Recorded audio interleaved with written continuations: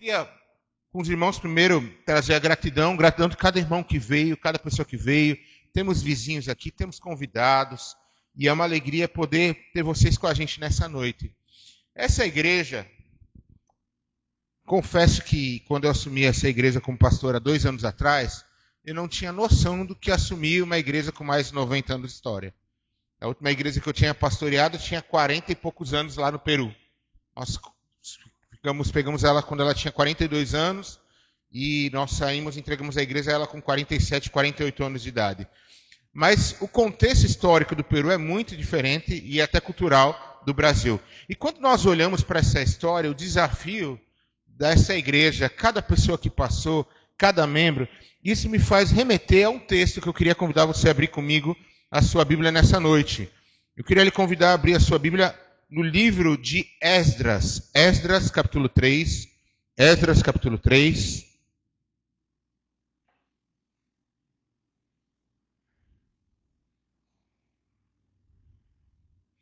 Esdras, capítulo 3. Nós vamos ler do versículo 11, Esdras 3, do versículo 11 ao versículo 13. Esdras 3, do 11 ao 13.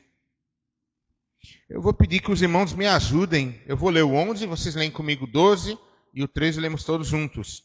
Versículo 11. Cantavam alternadamente, louvando e rendendo graças ao Senhor, com essas palavras: Ele é bom, porque a sua misericórdia dura para sempre sobre Israel. E todo o povo jubilou com altas vozes, louvando ao Senhor, por se terem lançado os alicerces da sua casa. Versículo 12.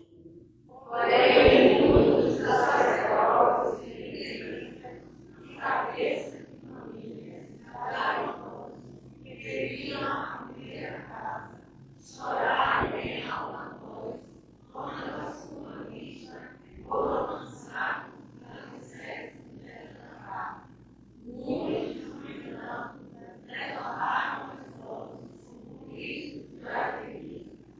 de maneira que não se podiam discernir as vozes de alegria das vozes do choro do povo, pois o povo jubilava com tão grandes gritos que as vozes se ouviam de muito longe. Vamos orar mais uma vez. Pai, te agradecemos por essa palavra que é viva, verdadeira, santa e eficaz. E nós queremos nessa noite mais uma vez clamar ao Senhor. Assim como o Senhor já falou aos nossos corações, por meio das orações, por meio dos louvores, das participações, nós queremos clamar ao Senhor que o Senhor fale agora por meio da Tua palavra conosco, Pai. Abre os nossos ouvidos espirituais para que essa palavra seja semeada, Pai, e para que haja fruto por meio dessa palavra. Assim que nós choramos agora, no nome de Jesus. Amém. Hoje nós estamos celebrando esses 97 anos de história, e 97 anos de história não representa apenas um número. Por exemplo, 97 minutos. Sabe o que representa 97 minutos? 97 minutos pode ter sido um tempo que o Brasil, que vai jogar a Copa do Mundo agora, né? Teve acréscimo e nos 97 marcou o gol para ser campeão do mundo. Olha aí. Acredita nisso ou não? Mais ou menos, né? Você ia ficar feliz de ser campeão do mundo ou não? Ih, pessoal, pô, tá meio triste, hein? Tá meio dividido aqui, né? Tá meio dividido. Mas 97 minutos é o tempo, por exemplo, que a gente tem às vezes para assistir 2 aulas, um vídeo aula, um vídeo, um filme. Há filmes com... Porém, quando a gente pensa no tempo, 97 minutos não são 97 anos. Quem aqui tem mais de 90 anos, levanta a mão. Vou melhorar. Quem tem mais de 10 anos, levanta a mão. Melhorando. Vamos subir a escala. Mais de 30. Eu vou parar nos 40, tá? Porque a gente vai ficar bravo comigo. Mais que 40. Pronto. Eu vou parar por aqui, tá bom? Não vou seguir a conta, não. Porque senão vão descobrir a sua idade.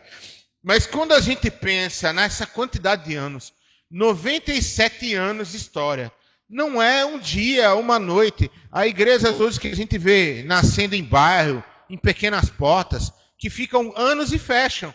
Mas quando a gente vê uma igreja que ela é baseada na palavra do Senhor, que caminha com fé, que caminha em frente, nós vemos uma história lidrada em conexão com Deus. Eu fiz uma conta aqui de padaria, enquanto o grupo estava cantando, eu escutava a canção e eu fui fazer uma conta aqui rapidinha. Gosto de número. Você sabe quantos cultos? E eu estou fazendo uma média de 50 semanas no ano, que tem 52, né? Tirei aí carnaval, que normalmente é a igreja que não funciona. 50 semanas. Sabe quantos cultos nós tivemos em 97 anos? 14.400 cultos, pelo menos. Contando só 3 cultos por semana. Quarta-feira à noite, domingo de manhã e domingo à noite. Sem contar os outros, né? Vigílias, outros momentos. Quer dizer, 14.400 cultos durante 97 anos. Sabe quantos minutos representam isso? Fiz uma conta aqui. 1.296.000 minutos. É muito tempo. É muito tempo. Eu e você, eu acho que a gente não consegue nem chegar nessa idade, 97 anos. Eu espero, alguns vão dizer, não, pastor, eu quero chegar. Então, se cuide, coma bem, faça exercício, né? Vá no médico sempre. Eu não tenho expectativa de chegar aos 97 anos. Mas quando nós olhamos, foram tempos de lutas, de orações, de lágrimas. Quantas pessoas não choraram nessa igreja? Momentos de batismos. Quantos não se batizaram como hoje pela manhã, né? Nós tivemos 3 pessoas sendo batizadas. Quantas pessoas não se converteram nessa igreja, não entregaram sua vida a Cristo, como hoje o pastor Enoque, junto com a sua esposa Sueli pela manhã, testemunhava a sua esposa dizendo que ela começou a frequentar a igreja aqui, vindo para a escola bíblica, que passava bem na porta dela, lá no bairro onde ela morava, o pastor Livingston Cunha pegava a Kombi e passava buscando a meninada para trazer para cá, para poder aprender da Bíblia. Quantos casamentos não ocorreram nessa igreja, né? Quantos casamentos durante esse tempo? Quantos funerais não aconteceram? Quantas crianças não foram apresentadas ao Senhor? Quantos seminaristas não estudaram aqui e depois se tornaram, acompanharam, depois se tornaram pastores? Quantos missionários não nasceram nessa igreja? Quantas igrejas nós não tivemos formadas, como nós vimos no vídeo? Quantas vidas transformadas tivemos e quantas gerações tivemos alcançadas pelo Evangelho? Nós temos aqui, por exemplo, o caso de Isis. A mãe de irmã Isis, irmã Mirtô, foi membro fundadora da igreja, Quer dizer, uma geração, a segunda, hoje ela já tem seu filho, tem seu neto, gerações propagando e continuando e se mantendo na fé do Senhor Jesus. Mas quando olhamos para a nossa igreja hoje, a gente não deve apenas ver um prédio ou ministérios organizados dentro de uma igreja, ou talvez uma congregação reunida, mas nós devemos ver o que Deus vê. E Deus vê algo muito maior do que os nossos olhos humanos. Ele vê 97 anos de fidelidade, 97 anos de entrega, de amor à obra, de trabalho, mesmo com cansaço sendo feito para o louvor e honra do Senhor. Ele vê pessoas que talvez muitos de nós nem conhecemos ou nem chegamos a conhecer, mas pessoas que contribuíram ao longo dessa história. Pessoas que não têm um nome numa placa nessa igreja, mas pessoas que têm marcado o seu nome no livro da vida, que estão lá no céu. Então, como é bom a gente poder rever e ver essa história. E quando nós olhamos para esse texto, nós temos que entender um pouco do contexto do que estava acontecendo aqui nessa carta, nesse livro de Esdras. Nós tínhamos 2 reinos, o reino do norte e o reino do sul. No começo, até o tempo de Salomão, Israel era toda inteira e não havia divisões. Alguns anos depois, logo após o reinado de Salomão, Israel se dividiu em 2 partes, na parte norte e na parte sul. E nós vamos ver que conforme a história vai acontecendo, no ano de 722 a.C., o reino do norte ele cai e é dominado pela Síria, pelo domínio. Logo após isso, um pouco mais de um século depois, o reino do sul, Judá, cai em 586 para o domínio da Babilônia. E provavelmente você ouviu falar de um tal camarada chamado Nabucodonosor. Quem foi Nabucodonosor? Imperador da Babilônia. Nabucodonosor, ele invade a terra de Judá, ele toma cativos a todos aqueles que estavam lá, e ele leva eles prisioneiros até a Babilônia. E provavelmente você vai ouvir falar tal de um jovem. Eu vou te ajudar, viu? Vamos ver se você é bom de Bíblia. O nome dele começa com Dan e termina com Niel. Será que você sabe esse nome? Qual que é o nome? Daniel. Daniel é um daqueles jovens levados cativos para a Babilônia, onde ele passa por grandes apertos ali, mas Deus vai concedendo graça e misericórdia. E você vai lembrar no meio dessa história que Nabucodonosor levanta o quê? Uma estátua dele mesmo. Veja que camarada naquela época já era narcisista. Ele olhava para si, eu acho que ele pegava o espelho, sabe aquele espelho bonito que você tem na sua casa? Ele falava assim: espelho, espelho meu, não existe rei mais lindo do que eu. Porque ele levanta uma estátua para si próprio e ele vai e ele manda com que todo o povo adorasse aquela estátua. Mas tinham 3 jovens. Esse nome é difícil, vamos lá. Sadraque, Mesaque. Que eles disseram que não iam adorar. E eles não adoraram. E tem todo esse processo da história que nós vamos ver acontecendo. Jerusalém é destruída, é saqueada. O templo tinha sido queimado, o templo original de Israel ali, que Salomão tinha feito. As muralhas foram derrubadas, o povo foi levado cativo. E parecia o quê? O fim da história. Tinha acabado a história para Israel. Mas deixa eu lhe dizer uma coisa. Deus nunca termina uma história no meio do caminho. Ele não para no meio do caminho, ele vai até o fim. A história de Israel não tinha terminado. Então Deus levanta no meio de todo esse processo, ele levanta um rei, rei Ciro, em que chega a ele a história de que havia tido uma promessa anteriormente de que Israel poderia voltar à sua terra e poderia reconstruir a sua terra. E assim acontece, e ele honra essa promessa, o povo volta de novo a Jerusalém e começa de novo a reconstruir o templo, que era um desejo que eles tinham. E é muito interessante que após 70 anos de cativeiro, o povo retorna à terra prometida, aquela mesma terra no tempo de Abraão. Lembra de Abraão? Deus levanta Abraão e fala assim: de ti farei uma grande nação. Abençoarei os que te abençoarem e amaldiçoarei os que te... E veio desde Abraão. Quando chega ali em Moisés, ele sai com o povo e começa a caminhar para a terra prometida, mas Moisés não consegue entrar na terra prometida. Então, quem segue de Moisés é Josué. Você provavelmente já deve ter ouvido Josué, né? Josué é aquele da música que você conhece. Vem com Josué lutar em Jericó, Jericó. Estou voltando à história. Jericó. E aí você olha, ele entra, ele alcança a terra, e esse mesmo povo é mandado embora dessa terra. Mas o Senhor tinha aquela terra para aquele povo. E o Senhor age com graça, com misericórdia. Aquele povo clama, aquele povo ora e o povo volta. E tem algo que me chama a atenção nesse texto. Volta comigo na tua Bíblia em Esdras, capítulo 3. Olha o que vai dizer o versículo 1. Olha que interessante o versículo 1 de Esdras 3. Vai dizer assim: em chegando o 7º mês e estando os filhos de Israel já nas cidades, ajuntou-se o povo como um só homem em Jerusalém. Sabe o que significa juntar o povo como um só homem? Significa, eles tinham diferentes idades, eles tinham diferentes histórias, eles tinham diferentes experiências, mas eles tinham um só propósito. Nós vivemos num país, não é assim? Um país chamado Brasil. Mas, por exemplo, se eu disser nação, a palavra nação é diferente de país? O contexto é diferente. Se eu falar, por exemplo, a nação de rubro-negros, quem que será que é? Quem que vai ser? Do Flamengo também, né? Não é rubro-negro? Se eu falar nação de tricolor, Santa Cruz, São Paulo, né? Vou falar São Paulo também, né? Porque eu sou São Paulino. Vamos lá. Se eu falar a nação alvirrubra, aí só tem Náutico, né? Eu não conheço outro. Qual outro? Nacional? Internacional.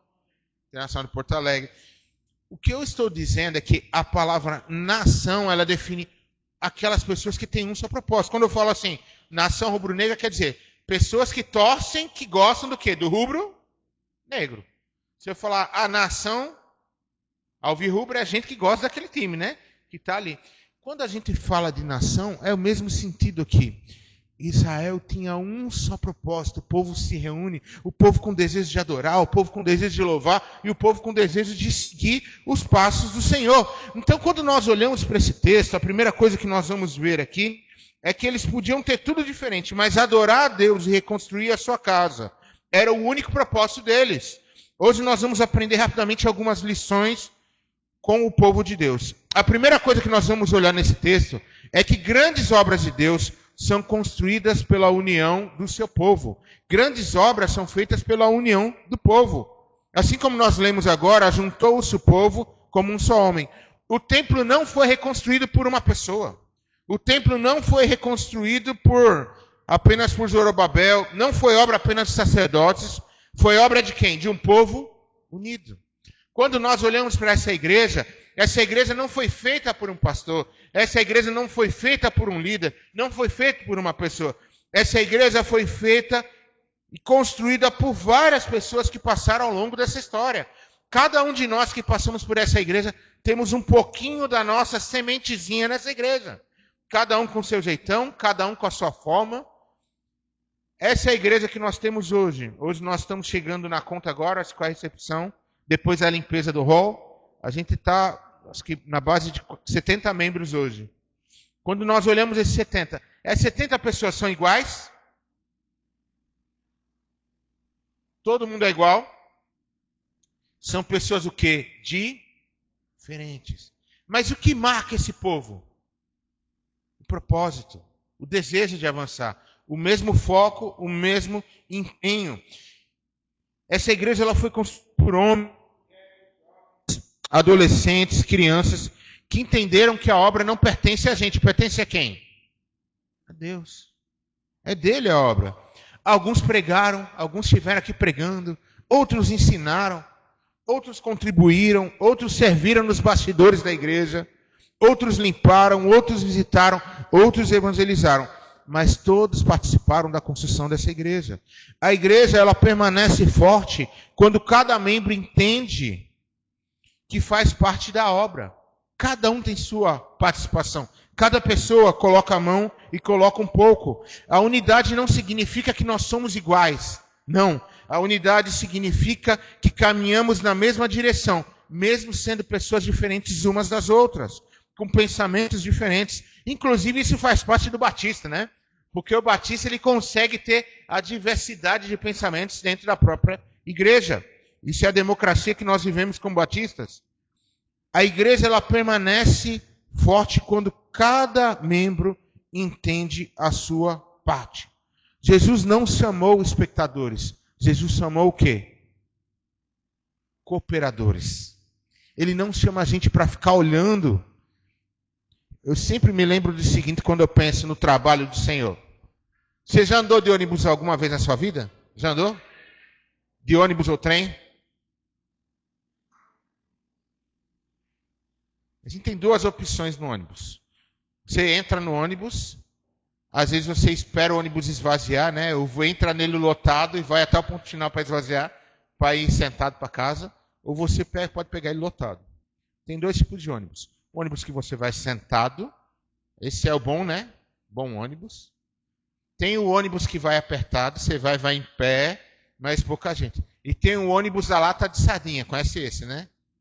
Que você vai... é uma conformidade. Quando o ônibus faz a curva, todo mundo faz junto, né? Vira para um lado, vira para o outro, se ajusta, não dá nem para se mover no meio daquele ônibus. Quando a gente fala da história, há pessoas que viveram, estão dentro do ônibus vivendo a realidade. E há pessoas que ficam ali do lado de fora da janelinha, olhando ali, né? Só vendo. Existe uma diferença entre entrar e estar do lado de fora. Quem sabe que andar de ônibus teve que o quê? Andar de ônibus. Agora, vamos supor que eu tivesse nascido em berço de ouro,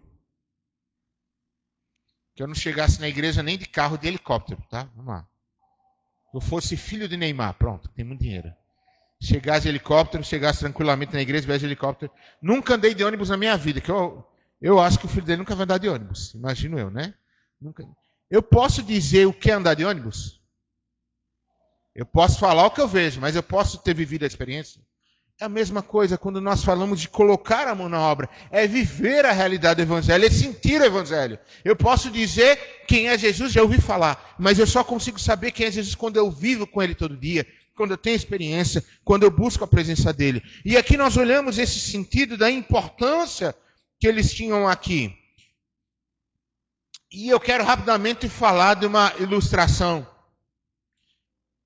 Existiam três trabalhadores estavam trabalhando numa obra.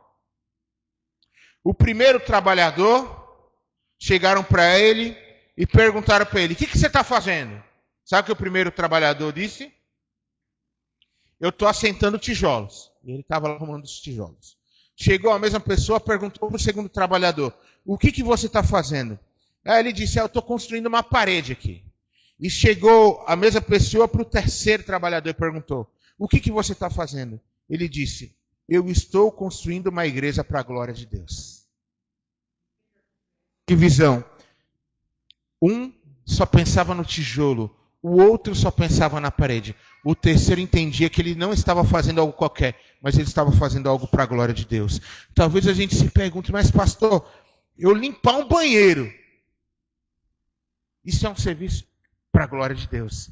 Eu varrer um chão, é um serviço para a glória de Deus. Eu cantar é um serviço para a glória de Deus. Eu distribuir folheto é um serviço para a glória de Deus. A igreja ela é construída quando nós nos juntamos com diferentes dons, talentos, mas nós fazemos tudo para a glória de Deus. Apenas uma pessoa enxergou o propósito maior.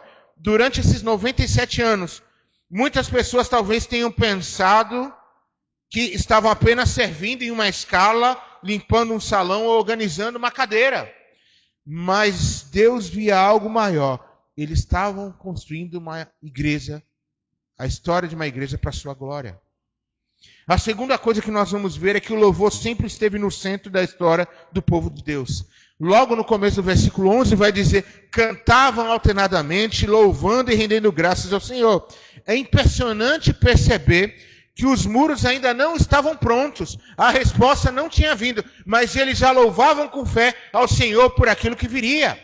Fé não é viver o hoje e crendo no hoje. Fé é viver o dia de amanhã. Eu olho hoje, mas eu creio naquilo que vai vir sobre a minha vida. Isso é fé. É muito fácil eu falar assim, eu tenho fé. Você está tudo certo na tua vida, está com poucos problemas, poucas situações para resolver. Fé é olhar não as coisas que se vê, as coisas que não se vê.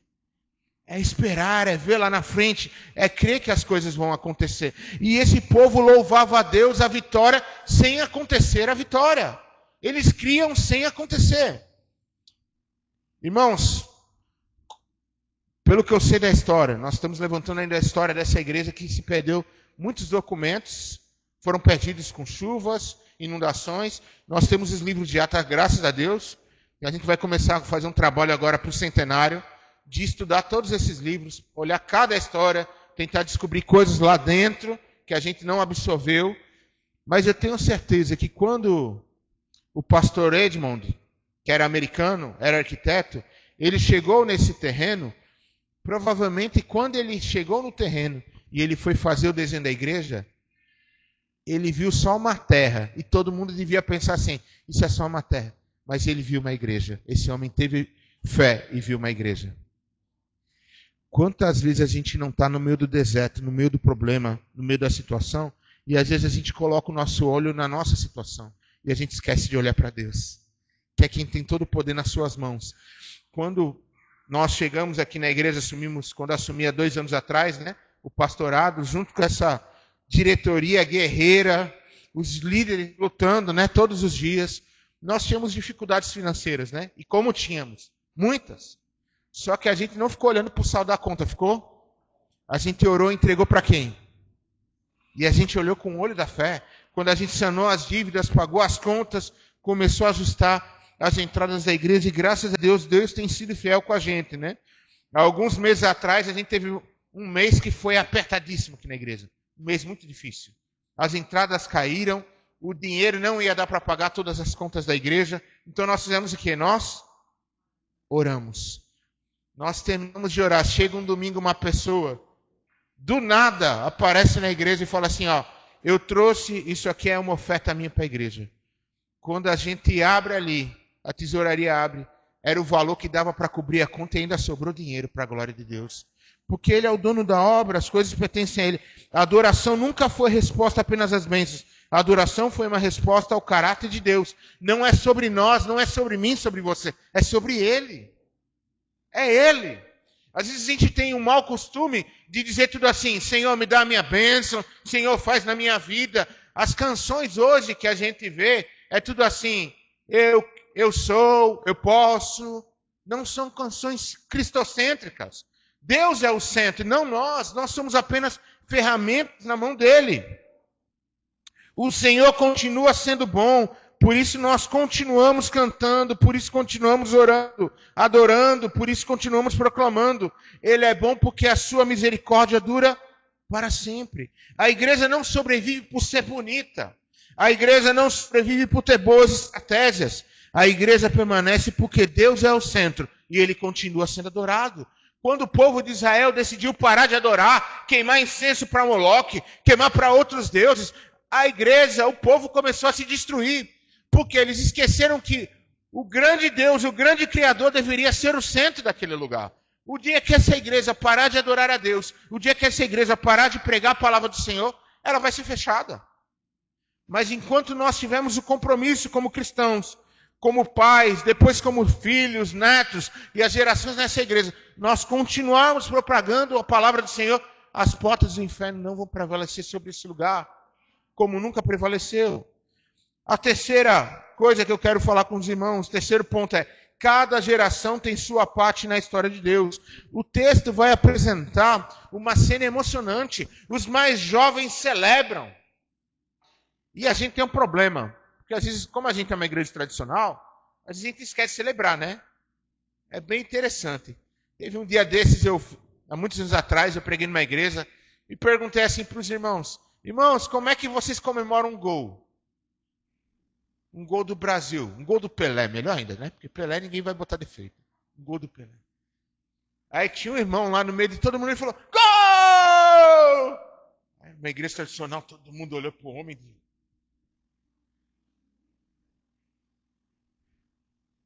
falei, meu irmão, ele comemorou da forma certa. Você vai comemorar assim. Gol!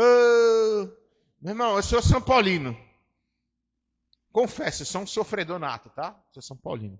Já fui tricampeão mundial, mas sou derrotado ultimamente. Só levo lapada meu time o tempo todo. Mas, meu irmão, quando eu vejo um gol do São Paulo, eu faço o quê? Celebro, me alegro, vibro. E naquele momento, quando estava acontecendo, os jovens vibraram, gritaram, glória a Deus, estamos avançando, estamos seguindo, estamos voltando para casa. E ao mesmo tempo, os mais idosos estavam chorando. Por que eles choravam? Por tudo que eles tinham passado ali. Porque eles foram levados cativos e eles estavam voltando e sofreram muito por estarem retornando à terra deles. Os jovens olhavam para o futuro e os idosos lembravam do passado. Uns gritavam de alegria e outros choravam de emoção. Mas todos estavam diante do mesmo Deus. Que cena parecida com a igreja. Há momentos que nós louvamos aqui, há pessoas que choram no louvor, há outros que adoram, se entregam, há outros que riem de alegria com gratidão ao Senhor por todas as coisas. Que momento lindo que esse povo passou ali. Hoje nós temos aqui na igreja crianças, adolescentes, jovens, adultos, idosos. Alguns, por exemplo, chegaram na igreja há poucos anos, outros há poucos meses. Outros estão aqui nessa igreja há décadas. Alguns conheceram antigos pastores, como pastor Livingston, pastor Francisco, pastor Edinaldo, pastor Gilberto. A gente, inclusive, que conheceu, por exemplo, o pastor Ramos André, pastor antiguíssimo. E há outros que só me conheceram como atual, ou Gilberto, ou outros pastores. Mas os mais antigos nos lembram da fidelidade de Deus. E os mais jovens nos lembram que a missão tem que continuar. É o bastão da fé sendo passado, de geração a geração. Eu já estou caminhando, já passei dos 40. Eu ouvi falar que quando você passa dos 40, vai começando a crescer a idade do condor. Confesso que eu já tenho umas dores de vez em quando já, né? Dizem que você só fica com dor, tentou, né? Com dor. Eu não sei, eu sei que tem muitos aqui que tem mais de 60 que são atletas, né? Se bobear, corre mais do que eu, né? Se for para maratona. Mas quando a gente vai observando a idade, vai passando o tempo em que a gente, com a experiência que a gente vai ganhando na vida, e tem muitos aqui que têm muito mais experiência do que eu, vão começando a passar o bastão para os mais jovens. E orientando os mais jovens. É aquela famosa história do filho, quando vai em casa e tem uma tomada perto dele, né? Seu filho está crescendo, meninão, menina, menino bonito, crescendo ali na flor da idade, e criança gosta de fazer o quê? De correr, brincar, se divertir. Aí você fala para o menino, olha menino, toque em todo lugar, menos naqueles 3 buraquinhos ali, tá? Não bota o dedo lá não, porque vai fazer algo perigoso, vai doer. E aí, quando você cochila um pouquinho, o menino está indo onde? Aí ele vai, bota o dedo, né? Toma lá os choquezinhos, chora, reclama, sai daquele jeito. É a mesma coisa, nós temos que ajudar com a maturidade, com a idade, aqueles mais novos que estão chegando. E quando eu falo, não é só mais novo de idade, é mais novo inclusive na fé. Há pessoas que podem ser antigas de idade, mas são novos na fé, para crescerem, para aprenderem da palavra e desfrutarem e amadurecerem na presença do Senhor. Uma igreja saudável honra seu passado sem viver presa ao passado. Mas se junta a ele e abraça o futuro sem desprezar o que veio antes. Nós olhamos para o passado, aprendemos com o passado, vemos as coisas boas do passado e seguimos olhando para onde? Para frente, pensando no futuro, nos novos dias. Hoje nós celebramos aqueles que já partiram para o Senhor. Membros que ajudaram a construir essa igreja, líderes, diáconos, professoras, professores, missionários, intercessores que passaram por essa igreja. Homens e mulheres simples que permaneceram fiéis. Talvez seus nomes, como eu disse antes, não estejam numa plaquinha. Não. Mas eles estão registrados no céu. Eles correram a sua carreira, guardaram a sua fé e deixaram para nós uma responsabilidade, que é continuar a obra que eles começaram. O nosso trabalho hoje é seguir adiante, igreja. Isso eu estou falando com quem já é da casa. É seguir adiante, é tomar a pá na mão, e seguir cavando, seguir avançando, continuar o legado que foi deixado a nós. Nós não podemos deixar esse legado morrer. A quarta e última coisa que eu quero falar nessa noite. A história não terminou ainda. O templo não estava pronto quando estava ali com Esdras e o povo. Os alicerces apenas haviam sido lançados. A celebração acontecia no início da obra, não no final. Isso é muito interessante, como eu disse agora há pouco. Normalmente a gente celebra quando termina uma coisa, não é verdade? Você terminou a faculdade, glória a Deus. Você terminou o ensino médio, glória a Deus. Você recebeu o salário, sabe aquele dia bom que você gosta? Que entra o dinheiro na conta, né? Mas é aquele... A gente sempre fala que é o vai e vem, né? Entrou o dinheiro, já sai no mesmo dia, né? Já vai embora para você pagar as contas, vai tudo embora. Quer dizer, é o sentido daquele dia de alegria. E é o mesmo sentido quando nós olhamos aqui. Só que eles não celebravam no final do mês, eles celebravam quando? No começo do mês, no começo da história. Eles se alegravam pelo que Deus iria fazer. Da mesma forma, esses 97 anos não representam o fim da história da IBMB. Não é o meio da história. Essa igreja só vai terminar o dia que o Senhor vier buscá-la. E que eu creio que esse dia vai chegar. Em que ele vai voltar dos céus e vai levar com ele junto a sua igreja. Representam apenas mais um capítulo ainda. Há muitas coisas para a gente alcançar e conquistar. Há muitas pessoas para ser salvas. Ainda há muitas famílias para serem restauradas. Ainda há missionários que nós vamos enviar. Há crianças para discipular. Há vidas para transformar. Há um bairro que nós temos para impactar. Há uma cidade para alcançar para Jesus. Há uma geração que precisa ouvir o verdadeiro e real evangelho de Jesus. Nós somos herdeiros de uma história, mas também somos responsáveis do próximo capítulo. Eu quero terminar dizendo a você que hoje nós estamos escrevendo o livro de Atos, capítulo quanto? 29. Abre aí tua Bíblia comigo, Atos 29, abre aí. Atos 29. Abre aí Atos 29, vai lá, em Atos 29. Achou aí Atos 29? Vai lá, Atos capítulo 29.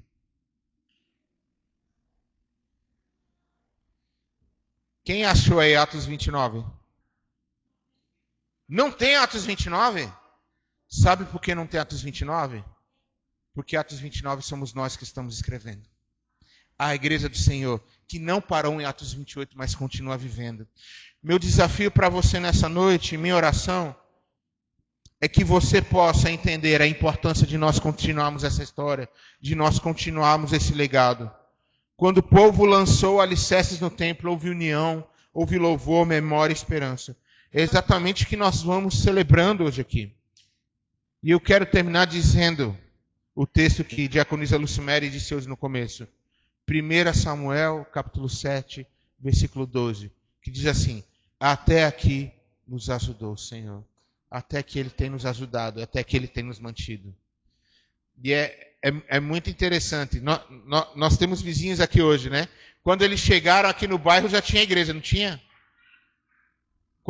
Alguns que já moram aqui, a igreja já existia. E essa igreja vai continuar existindo até o Senhor permitir. Enquanto ela estiver louvando ao Senhor. Baixa a tua cabeça, fecha teus olhos. Nós vamos orar nesse momento. Nós já estamos terminando esse tempo.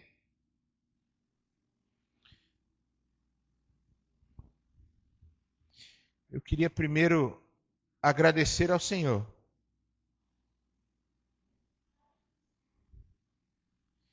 Agradeça ao Senhor se você faz parte da história dessa igreja. Você tem o privilégio de estar passando por aqui. Você tem o privilégio que Deus deu na tua vida, de fazer parte do corpo, do reino.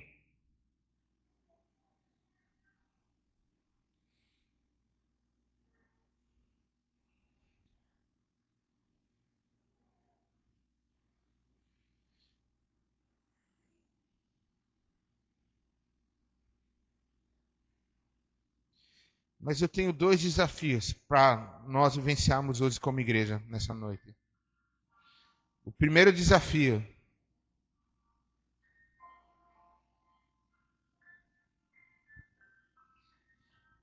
é se você chegou nessa igreja, nessa noite,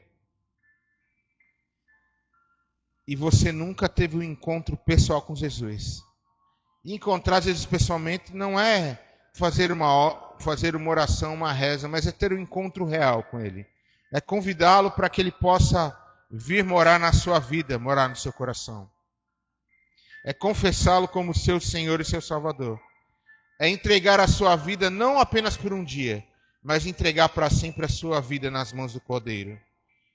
Se você veio nessa noite e você nunca entregou a tua vida a Cristo, nunca tomou uma decisão dizendo assim: Senhor, entrego a minha vida e o meu coração nas tuas mãos.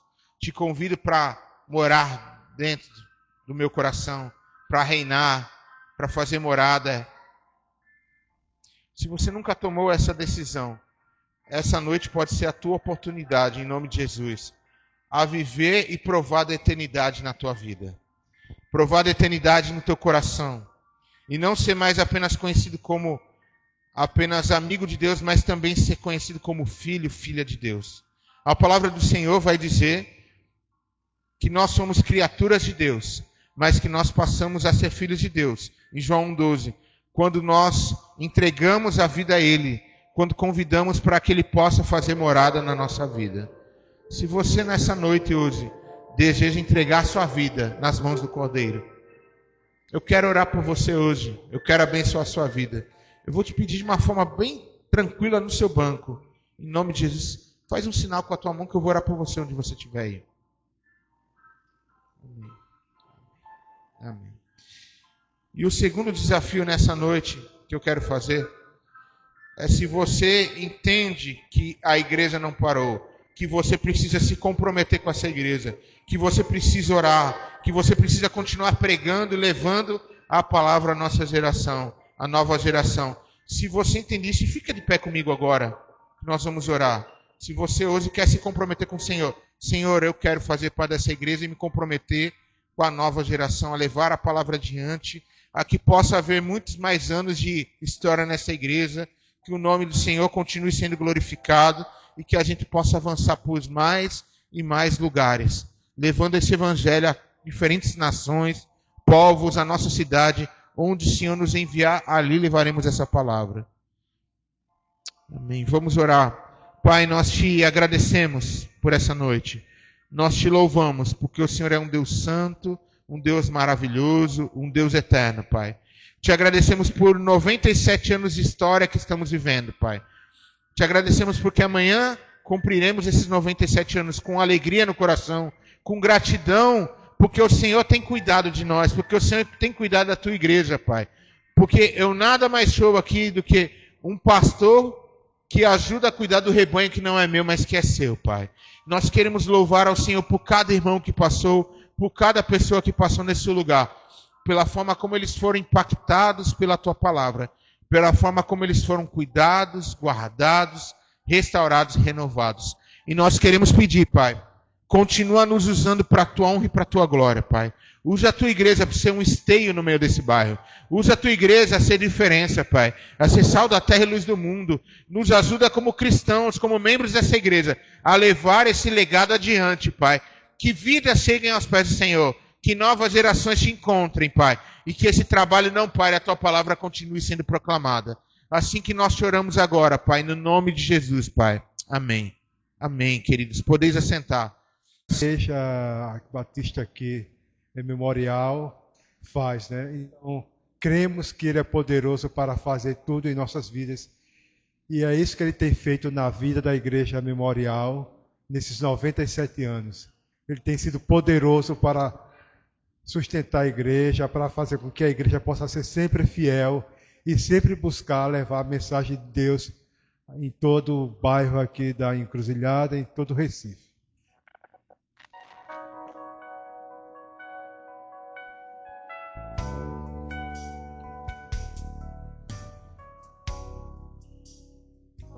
Pra teu louvor, tu me escolheste, Senhor. Eu olho minhas mãos e não consigo entender, pois nada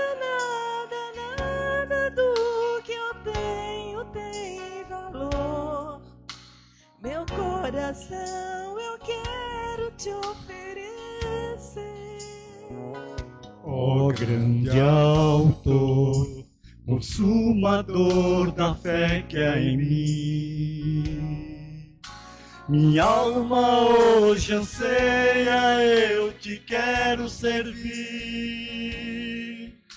Me faças um valente batalhando até o fim.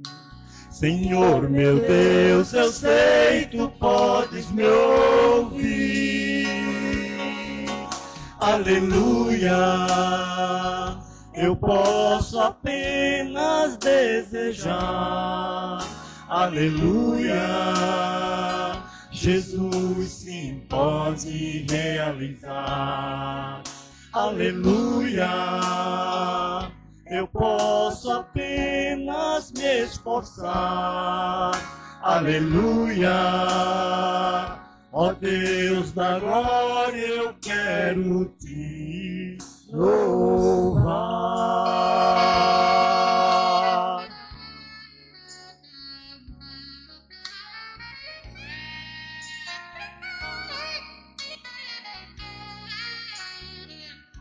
Ó grande autor, consumador da fé que há em mim, minha alma hoje anseia, eu te quero servir. Me faças um valente batalhando até o fim. Senhor meu Deus, eu sei, tu podes me ouvir. aleluia. Eu posso apenas desejar, aleluia. Jesus sim pode realizar, aleluia. Eu posso apenas me esforçar, aleluia. Ó Deus da glória, eu quero te louvar.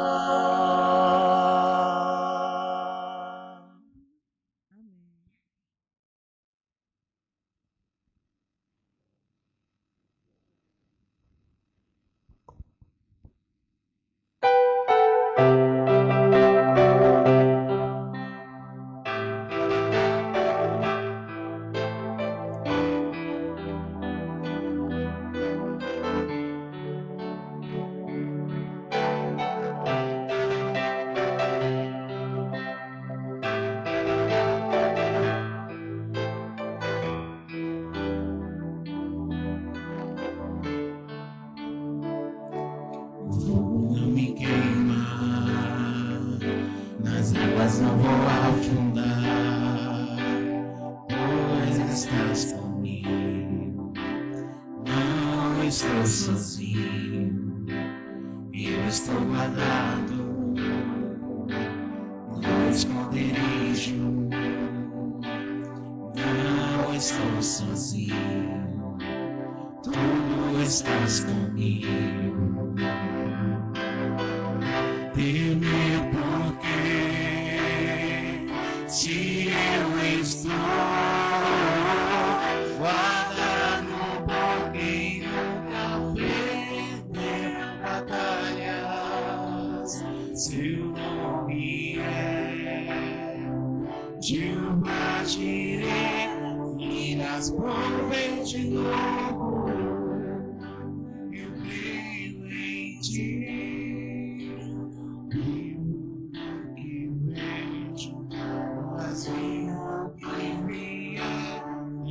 As nuvens de novo, eu creio em ti.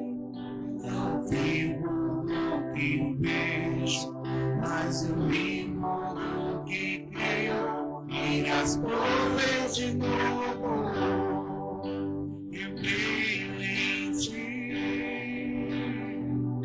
A tempestade e o vento forte não vão roubar a minha fé em ti, meu Deus. A tempestade e o vento forte não vão roubar a minha fé em ti, meu Deus.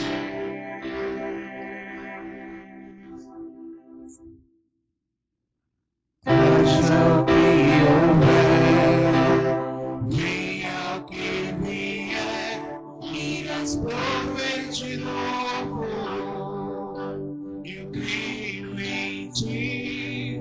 Eu não vivo e vejo, mas eu vivo porque creio, e nas nuvens de novo, eu creio em ti.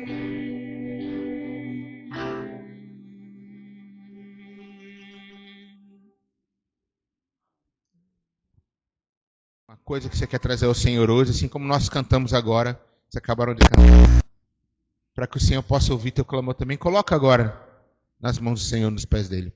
Pai, nós te agradecemos por essa noite, Pai, por essa celebração desses 97 anos. Te louvamos por cada cuidado que o Senhor tem tido conosco, Pai, e com a sua igreja. Te agradecemos por cada homem, mulher, pessoas que passaram por esse lugar. E nós queremos hoje nos apresentar mais uma vez diante do teu altar, Pai. Queremos também colocar as nossas petições, os nossos clamores ao Senhor nessa noite, Pai. Assim como cada pessoa traz, às vezes um pedido especial, uma situação de saúde, uma situação de desemprego, um desafio financeiro, uma luta talvez que esteja passando na família, Pai, ou talvez um motivo de gratidão.